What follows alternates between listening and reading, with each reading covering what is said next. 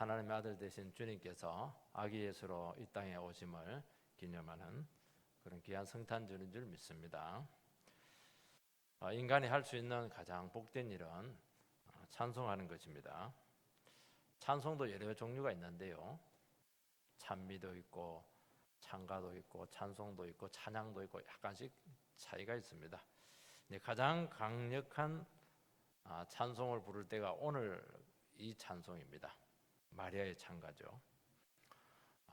이 강력한 찬송은 언제 나왔냐니까 가장 어려울 때, 가장 답답할 때, 그 시간을 이렇게 보내다가 어느 순간 하나님의 위로가 찾아오고 하나님의 사랑이 부어지고 성령이 우리에게 임하게 될 때 온 영혼으로 다해서 터져 나오는 찬양을 드릴 때입니다.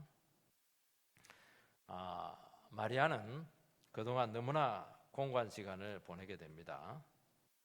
마리아의 고향은 나사렛입니다. 갈릴리 나사렛에서 태어났고 거기서 살았습니다. 그리고 아주 가난했어요.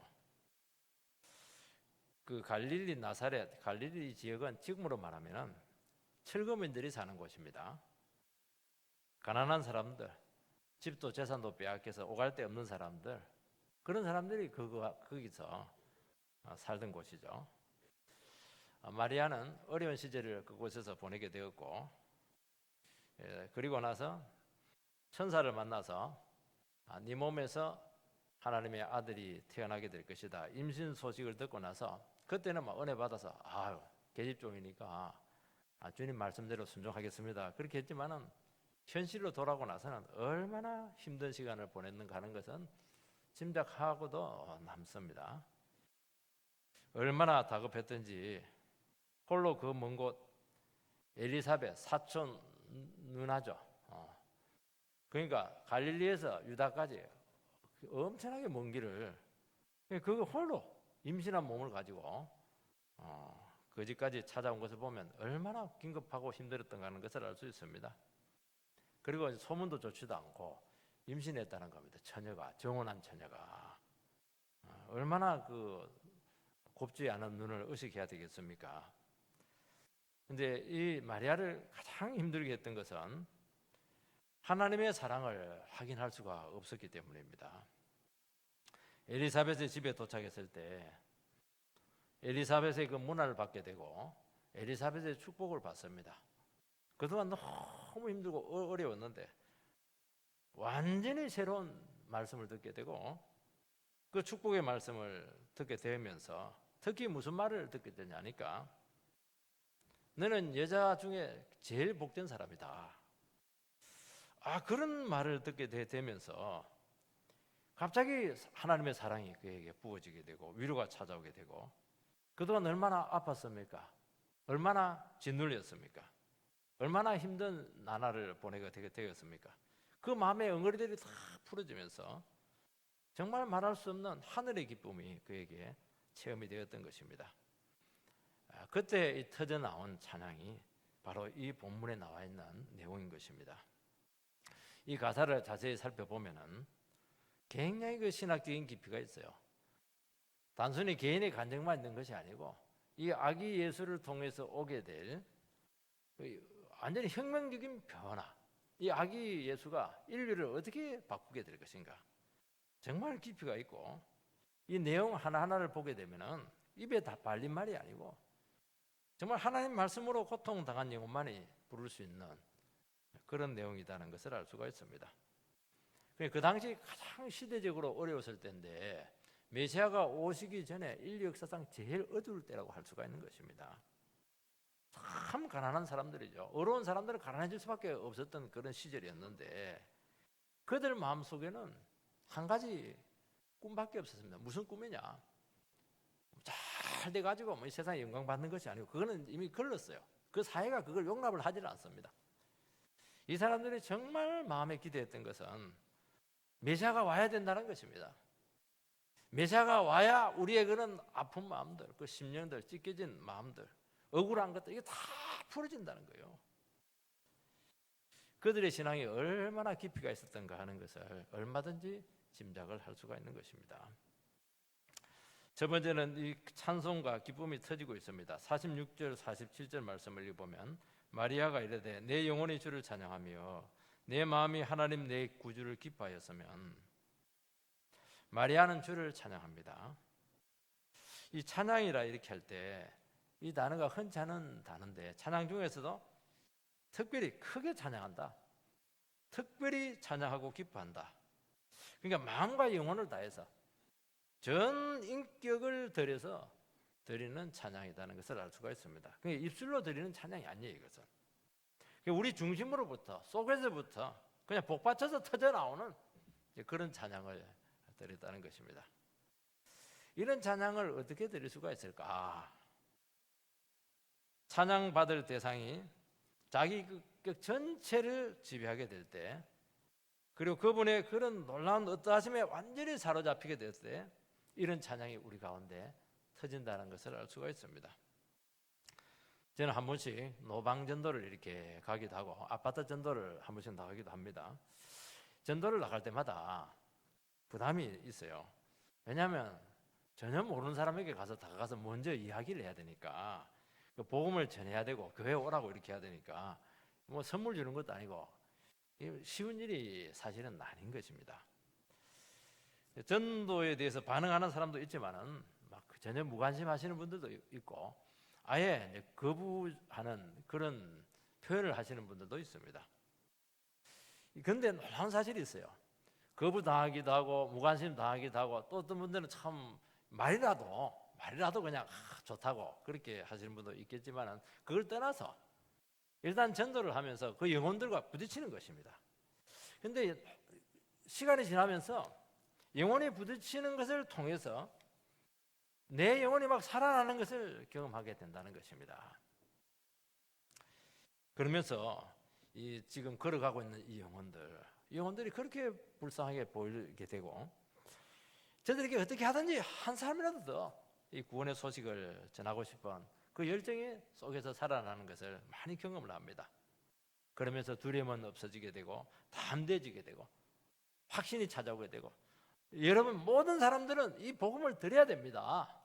참 그런 심령으로 속에서부터 진심으로 그런 감정이 터지는 것을 알 수가 있습니다. 그러면서 도저히 막을 수 없는 이 성령의 역사를 경험하게 된다는 것입니다.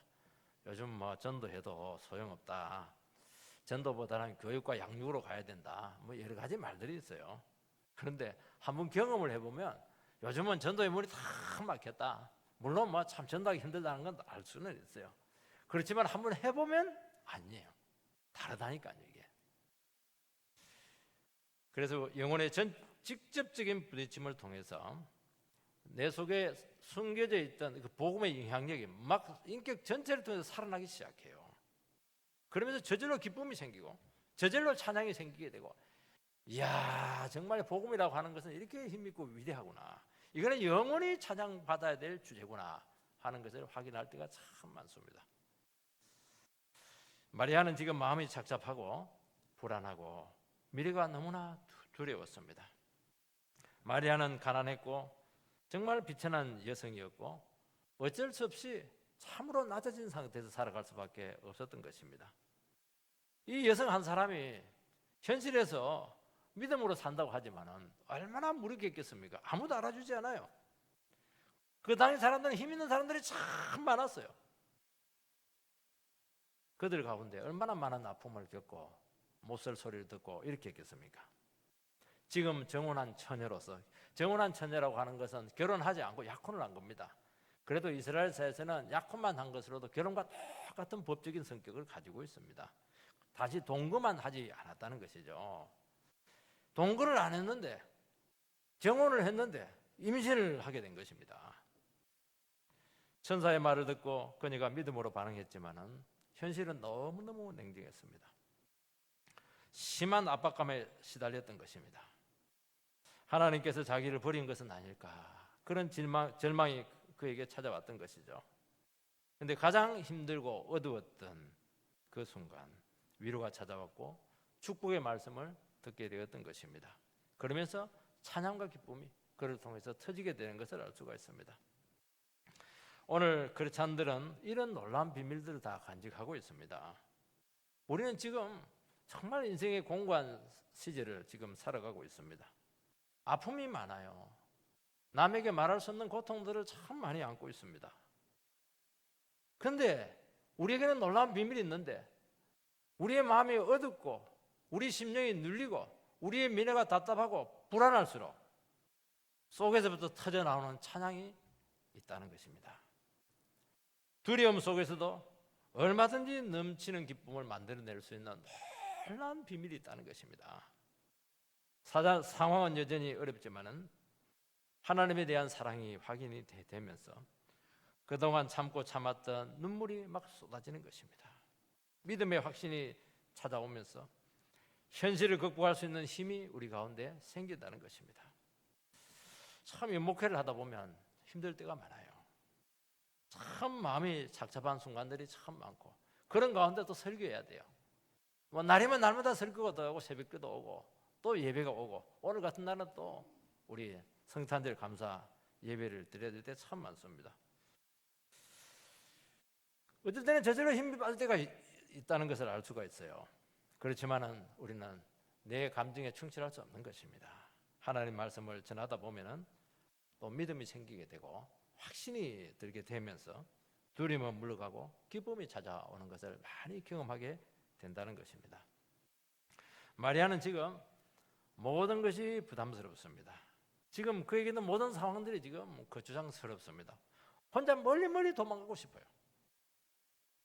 마리아는 이 뱃속에 있는 아기 때문에 지금 고통을 많이 받고 있어요.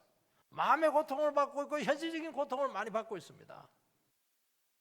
그런데 하나님의 말씀을 듣고 성령 충만이 찾아오면서 완전히 생각이 180도로 바뀌게 되었습니다. 내가 너무 소중하고 내가 맡은 사명이 너무 귀하고 축복과 존귀함으로 자기 자신이 완전히 채워지는 것을 경험하게 되었다는 것입니다. 그래서 하나하나가 전부 다 감사거리예요.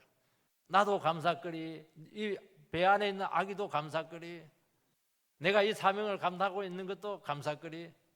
그러면서 원망과 불평은 끊어지게 되고 감격으로 감동으로 주님 앞에 찬송을 드릴 수가 있게 된 것입니다. 내 영혼이 주를 찬양하며 내 마음이 하나님 내 구주를 기뻐하였으면 마리아는 하나님을 사랑했지만은 하나님을 멀리 느꼈습니다. 머리로는 하나님을 신뢰했지만은 정말 마음으로 하나님을 찬양하지 못했고 영혼으로 하나님을 기뻐하지 못했던 것을 알 수 있습니다. 그런데 하나님의 말씀과 성령 충만함을 통해서 하나님이 너무나 자기 자신과 가까이 있었고 그것을 또 느끼고 있었고 그분을 호흡하고 있다는 것을 알게 되었습니다. 한 번도 그런 경험을 가지지 못했어요. 얼마나 가까웠던지 주님께서 지금까지 내 신음하면서 그 먼 길을 홀로 외롭게 걸어왔는데도 불구하고 얼마나 속으로 신음소리를 많이 했고 많이 울부짖고 그렇게 했겠습니까?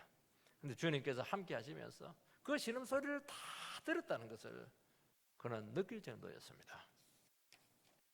두 번째는 찬송하는 이유가 구체적으로 나오고 있습니다.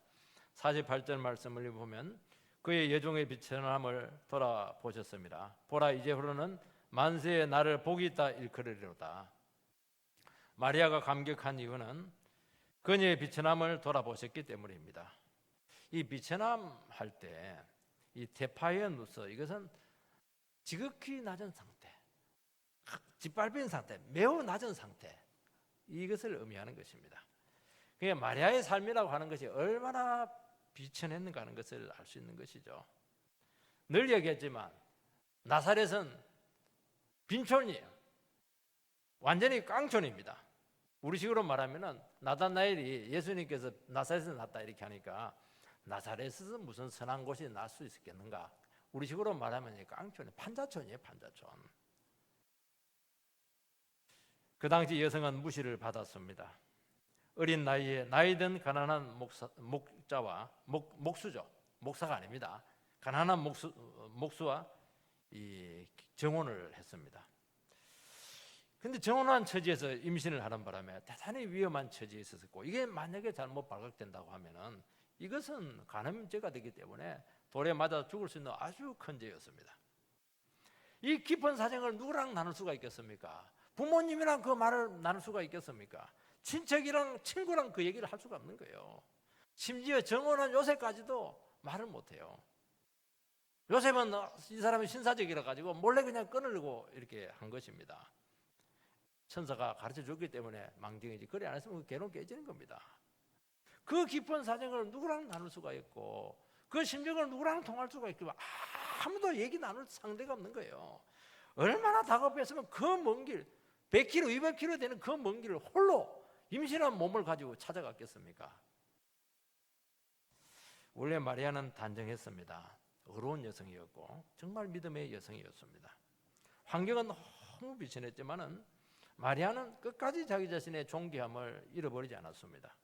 신앙으로 끝까지 자기 자신을 참 잘 지킨 그런 여성이었습니다. 근데 갑자기 그녀에게 감당할 수 없는 상황이 전개되면서 한순간에, 진짜 한순간에 예수를 임신하는 바람에 한순간에 가장 비천하고 외로운 처지에 빠지게 되었던 것입니다. 우리는 가난할 수 있어요. 배우지 못할 수가 있고 학벌이 떨어질 수도 있습니다. 그러나 얼마든지 비천한 처지에서도 깨끗할 수 있고 얼마든지 존귀함을 지킬 수가 있는 것입니다.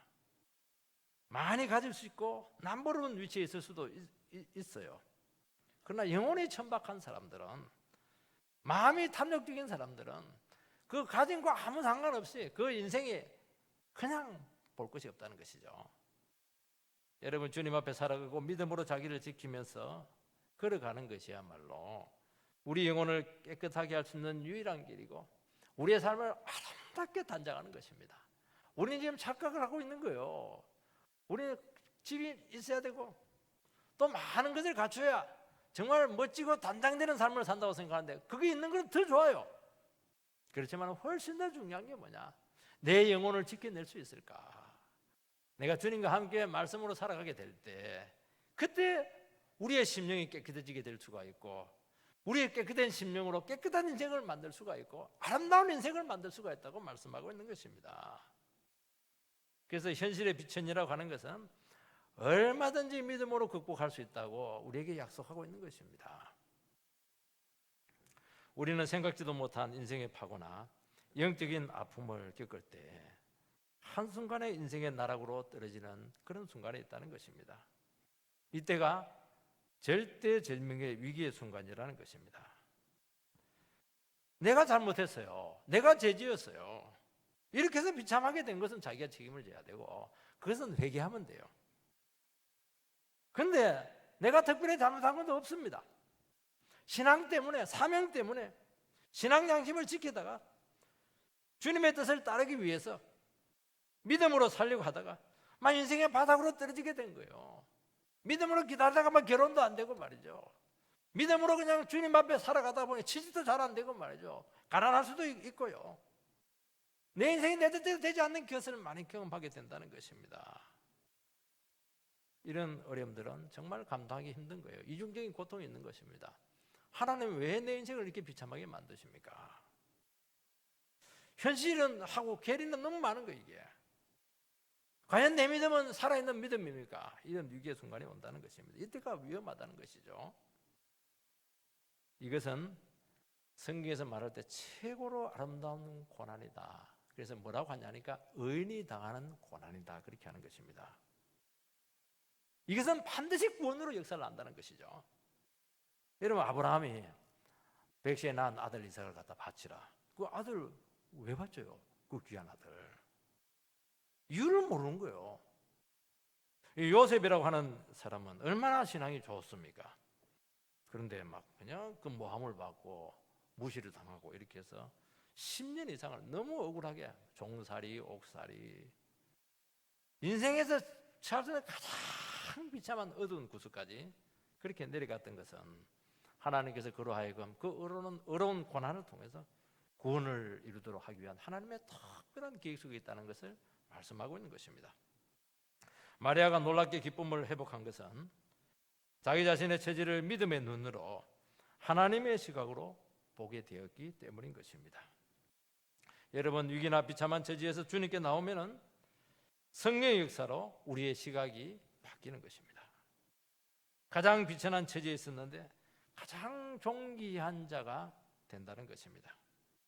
마리아는 자기 사정을 하나님의 눈으로 보았을 때 갑자기 제일 비천한 여성이었는데 가장 복된 여성이라는 것을 깨닫게 되었다는 것입니다. 자랑할 것도 없어요. 가진 것도 없어요.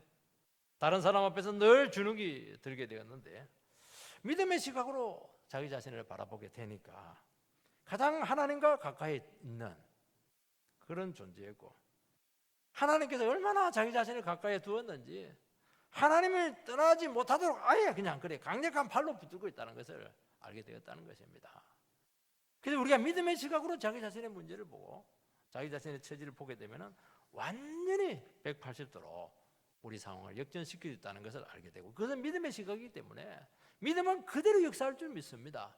믿음으로 나를 그리 보면 내가 존귀해지는 거예요. 믿음으로 내가 가장 축복된 자리에 있으면 축복을 받는 것입니다. 한 집사님이 이런 고백을 했습니다. 저에게 와가지고 저는 말씀을 듣지 않으면 도무지 살아갈 수가 없습니다. 그런데 말씀을 오랫동안 듣지 못해서 다 좋은데 정말 복음을 듣지 못했다는 거예요. 너무 몸이 지쳤고 영혼은 피폐해졌다는 것입니다. 그럼 말씀으로 교회에 와서 채워지지 않는다는 것이죠. 말씀을 듣지 못하니까 살아야 될 이유가 없고 자살하고 싶었다는 것입니다. 얼마나 힘들었던지요. 그런데 이 사람들은, 그리고 예수를 믿는다고 하는 그런 주위에 있는 사람들도 내가 이 말씀 때문에, 복음 때문에 신음한다는 것을 이해를 못한다는 거예요. 별나다고 그러고 이상하다고 하고, 심지어는 왜 교만하냐는 것이죠. 그래서 목사님, 제가 이상한 사람이 맞습니까? 제가 잘못된 게 맞나요? 심각하게 저기 그렇게 질문을 하는 것입니다. 저는 바로 이야기해 줬어요. 집사님은 정말 귀한 사람이라고 그렇게 말씀을 하니까 굉장히 용기를 얻고 힘을 얻는 것을 알게 되었습니다. 참 저도 한 번씩 참 어려움을 겪을 때가 있어요. 이제 한 해가 지나가지 않습니까? 한 해가 지나가면 정리를 해야 되고 또 새로운 것을 시작해야 되는데 참 마음이 착잡할 때도 있어요.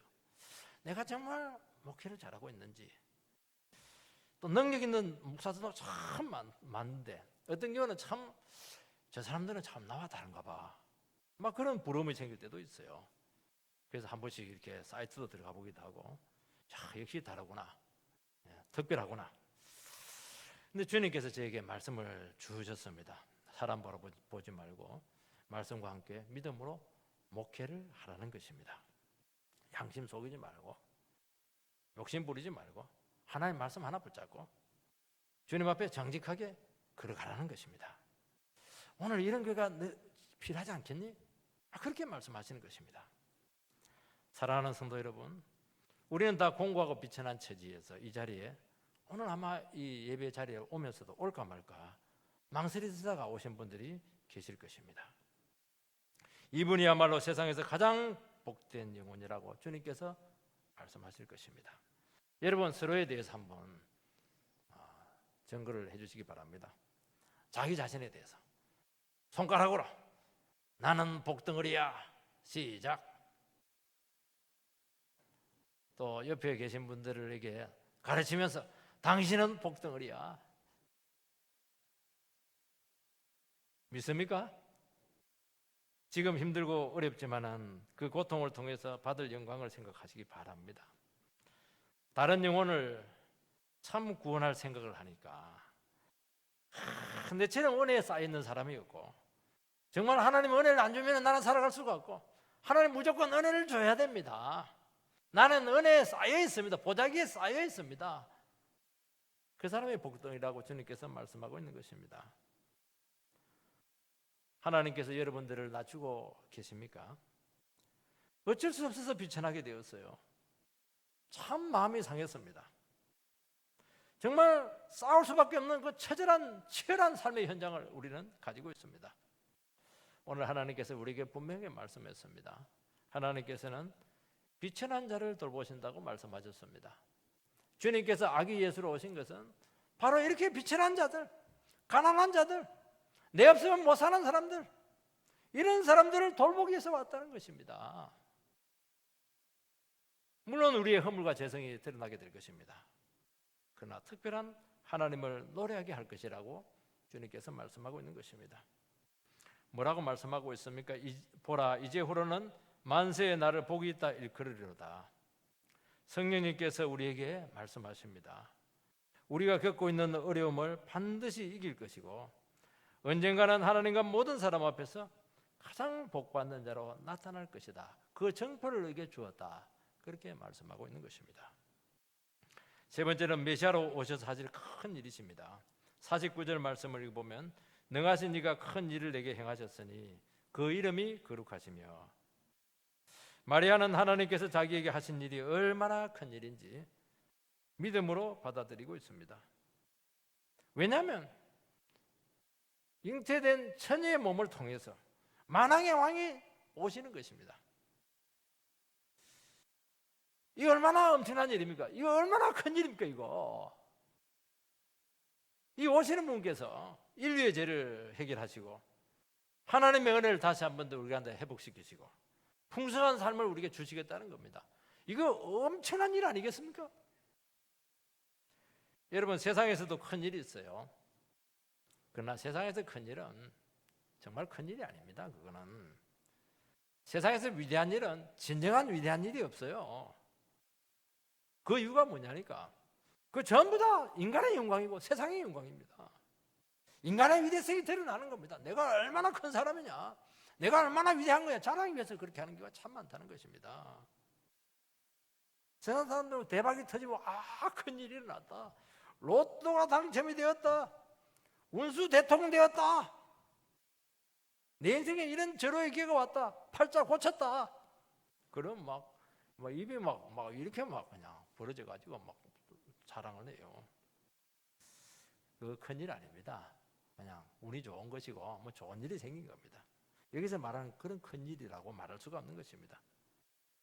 심지어요, 세상에서 큰 일은 반드시 좋은 일만은 아닙니다. 큰일 났어요 목사님, 무슨 일인데요? 남편이 교통사고 당했어요. 뭐 그럴 때도 참 많아요. 부정적일 때도 참 많다는 것입니다.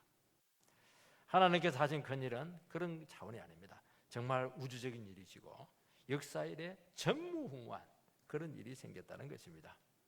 하나님께서는 전능하시고 너무너무 크신 분이십니다. 이 크신 분께서 하신 일 중에 정말 시시한 거 있겠습니까? 무의미한 게 있겠습니까? 인간이 할 수 있는 일, 안 좋은 일, 그런 걸 하기 위해서 왔겠습니까? 아니라는 거예요. 인간이 못하는 일, 어마어마한 일, 시시하지 않는 정말 의미 있는 일, 목숨과 관계되는 그런 일들을 하기 위해 왔다는 것이죠. 그것이 무엇이죠? 시험을 받는 구원의 역사고, 부활도 마찬가지고, 성령 오시는 것도 마찬가지고, 기도 응답도 마찬가지고, 교회 부흥도 하나님이 아니면 안 되는 것입니다. 처녀가 성령으로 잉태되는 것은 하나님께서 하신 너무나 큰 일이라서 인간의 개념과 사고로는 도무지 이해할 수가 없습니다. 그래서 우리는 이 성육신, 예수님께서 인간의 몸을 입고 오셨다, 이거는 과학적으로 말이 되지를 않는 거예요. 이거는 못 푸는 거예요. 이 세상에 없는 개념이에요. 세상에 없는 사건이에요. 그래서 이거 가지고 마귀는 공격을 많이 합니다. 말도 안 되는 게 성경에 기록되어 있다고. 어떻게 하나님의 아들이 직접적인 성관계 없이 성령으로 잉태할 수 있냐고. 그래서 나는 이것 때문에 안 믿겠다고 그렇게 하시는 분들은 안 믿는 거는 자유지만 그에 대한 책임은 스스로 지시기 바랍니다. 우리는 어떻게 합니까? 이해가 안 돼요. 그냥 믿고 감탄하는 겁니다. 어떻게 그 크신 하나님의 아들께서 우리가 뭔디, 우리가 저런 사람, 우리가 뭔디 이래 하면서 막 그 여자의 자궁 속으로 와가지고 그 답답할 텐데 말이지, 어린 아기로 오시고 말이지, 고난 당하시고 자라시고 고통당하시고 십자가까지 죽으시고 말이죠. 그냥 감탄 그 자체죠. 그냥 믿는 겁니다. 그거 믿으니까 역사가 나타나고, 그거 믿으니까 성령이 오고, 그거 믿으니까 재용서가 되고, 그런 거예요. 이게 성탄제를 하는 것은. 여러분, 사도행전 2장에 보면은요, 방언이 막 터져요. 성령이 오셔가지고 방언이 막 터지는데요.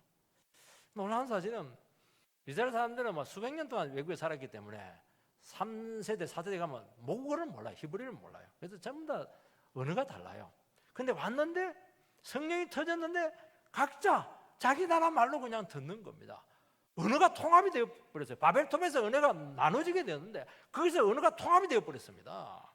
동시 통역이 일어났던 것이에요. 이게 그게 누가 한 것입니까? 그거 인간이 한 것입니까? 그거 하나님이 한 것이거든요. 하나님께 너희들 하나로 만들었다는 거예요. 예수 가족으로 만들었다는 거예요. 우리 다 남들이에요. 생각이 다 달라요.